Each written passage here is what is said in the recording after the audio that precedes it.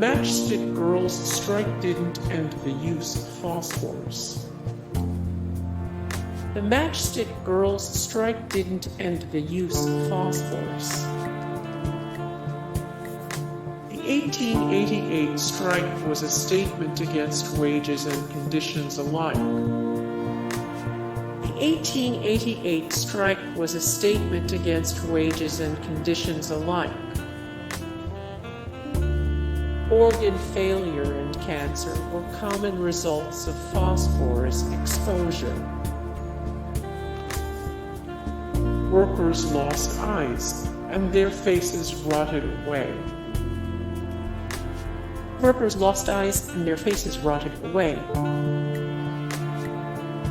When the factory workers started getting sick, Bryant and May fired them. Most women got sick within 5 years of beginning work.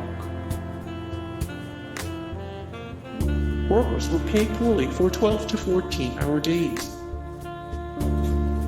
Workers were paid poorly for 12 to 14-hour days. The Bryant and May factory in London was a classic industrial revolution factory.